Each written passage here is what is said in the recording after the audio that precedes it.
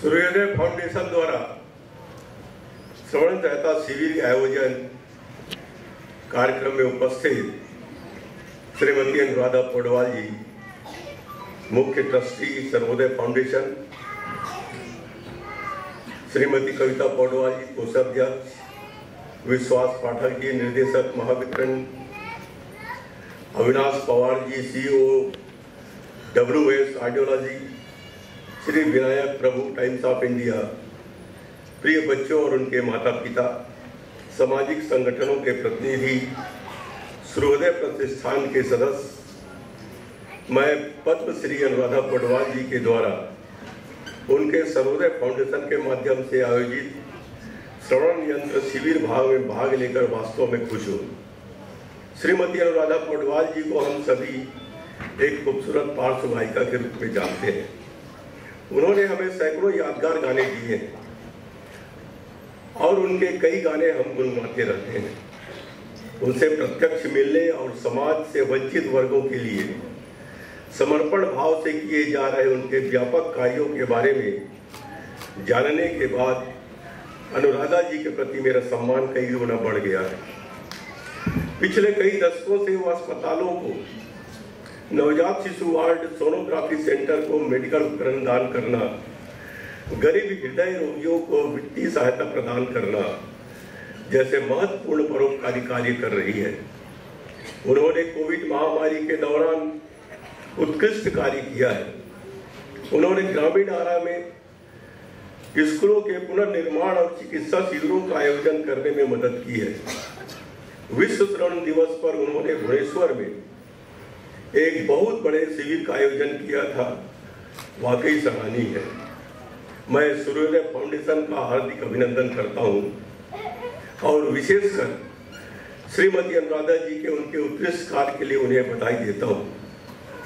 Foundation को उनकी खूबसूरत बेटी कविता और अन्य समर्पित टीम के सदस्यों द्वारा कुशलतापूर्वक चलाया जाता है। वे सभी हमारे तहे दिल से प्रशंसा के पात्र हैं।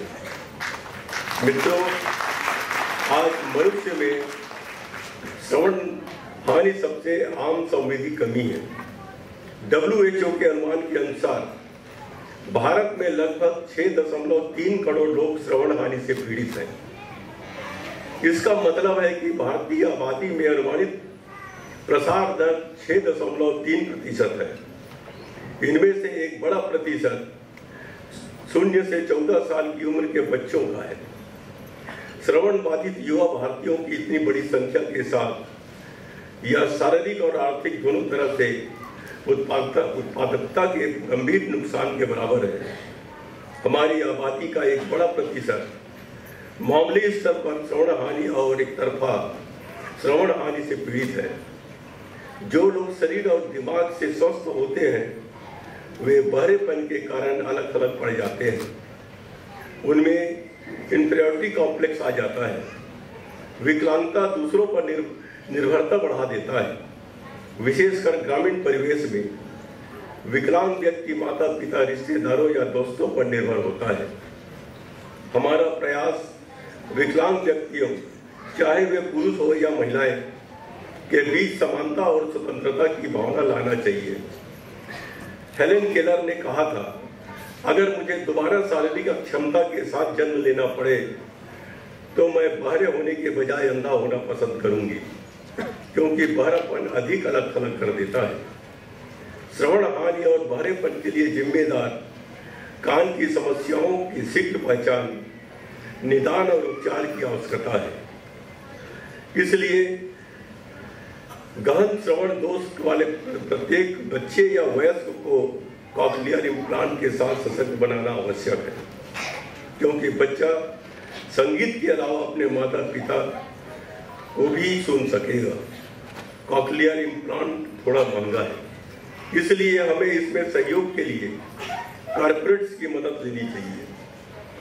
वर्ष 2016 में विकलांगता व्यक्ति विशेषता विधेयक का मसौदा तैयार किया था। उस समिति का मैं अध्यक्ष था। भारत सरकार कॉक्लियर इम्प्लांट के लिए सहायता प्रदान करती है। सभी के लिए दोष मुक्त श्रवण और वाणी हमारा राष्ट्रीय मिशन होना चाहिए। इसके लिए जरूरी है कि जब बच्चे स्कूल में हो तभी उनकी स्क्रीनिंग की जाए। पैरामेडिकल कर्मियों की टीमें आपस में आसपास के स्कूलों और गांवों का दौरा कर सकती है और संभावित श्रवण और भाषण दोषियों के बच्चों की जांच कर सकती है। आज भारत में हमारे पास सर्वश्रेष्ठ डॉक्टर और प्रौद्योगिकी है। हम दुनिया के लिए सर्वश्रेष्ठ तकनीक विकसित कर सकते हैं। हमें सक्षम शरीर वाले और दिव्यांग के लिए समान अवसर बनाने के लिए चिकित्सा उपकरणों, सर्जरी और प्रौद्योगिकी के प्रगति का उपयोग करना चाहिए।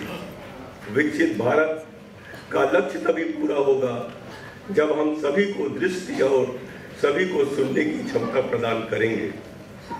आपको बता दूं, जब मैं अनुराधा पोडवाल जी मेरे से पहली बार मिलने आई थी, काफी लंबी चर्चा हुई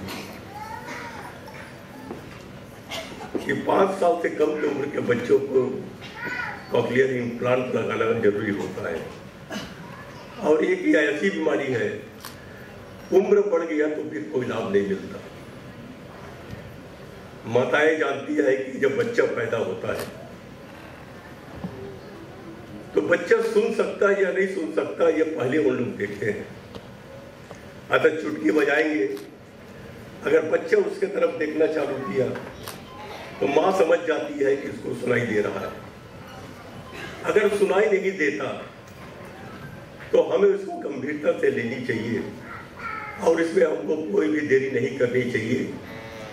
मैं आपको बता दूं, मैं महाराष्ट्र के सारे कलेक्टर को मैंने आदेश दिया है कि विकलांग व्यक्ति चाहे कोई प्रकार का हो, जिले वाइज मेरे को पूरी सूची तैयार करके आप भेजिए और हम उसको जो भी विकलांगता है उस विकलांगता के लिए हम राज्य सरकार, केंद्र सरकार से मिलकर हम महाराष्ट्र के विकलांगों की संख्या हम कम करेंगे, ये हमने तय किया है।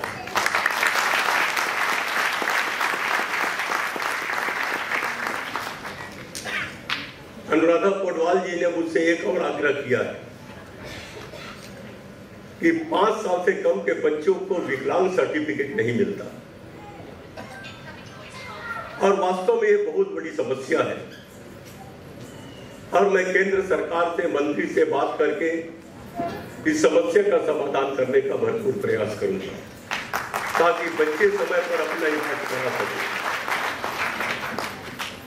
मैं जब विकलांग का बिल बनाने के लिए पार्लियामेंट का जब मैं अध्यक्ष था, मैं प्राय भारत के हर प्रदेशों का दौरा किया। हम विकलांग के बारे में सिर्फ इतना ही जानते हैं कि किसी का हाथ कम नहीं है, किसी का पैर नहीं है, कोई सुन नहीं सकता, कोई देख नहीं सकता। लेकिन ऐसे ऐसे विकलांग मुझे देखने को मिले कि जिसकी मैंने कल्पना भी नहीं किया था। मैं बिल बनाने के पहले जब चेन्नई गया और चेन्नई में मैं विकलांगों को बुलाया था कि उनकी समस्या सुने ताकि हम बिल बनाने में उनकी सहायता कर सकें। करीब 200 विकलांग और जो संस्था चलाते हैं ऐसे व्यक्ति उसमें बैठक में आए। उनको लगता था कि पहले कोई भी जब कमेटी जाती थी तो 2-4 लोगों का सुन लेते थे और कमेटी उठकर आ जाती थी और इसलिए सब लोग चिल्लाना चालू किए कि हमको पहले सुन लो, हमको पहले सुन लो। लेकिन मेरी एक आदत है कि जिस काम के लिए मैं जाता हूं उस काम को मैं मन से करके पूरा करता हूं। मैंने सबको कहा कि आप 200 लोग हैं, मैं पूरे 200 लोगों को सुनूंगा और 2 बजे से हम बैठक प्रारंभ किए। मैं 10 बजे रात तक सारे लोगों की बातें सुना। लेकिन मैं जब उसको वहां पर देखा तो मुझे एक आश्चर्य हुआ कि एक ऐसा विकलांग जो आंख के पुतली के इशारे से बोलता था। पहले तो मैं समझा नहीं, लेकिन उसके सामने, उसके बाजू में एक लड़की खड़ी थी। जब मैं उससे प्रश्न पूछता था तो अपने आंख के पुतली को ऐसा घुमाता था कि वो लड़की उस बात को सब उसको समझ कर मुझे ट्रांसलेट करके मुझे बताती थी। अब इसका क्या इलाज हो सकता है? हमको तो खाली एक ऊपर के जो विकलांगता दिखती है उसको नहीं, हमको अंदर की विकलांगता को भी जानने की जरूरत है। और अनुराधा पौडवाल जी जैसे महान व्यक्तित्व जब इस सेवा काम में लगे हैं तो निश्चित ही हम अपने लक्ष्य को प्राप्त करेंगे, महाराष्ट्र को विकलांग मुक्त बनाएंगे। धन्यवाद।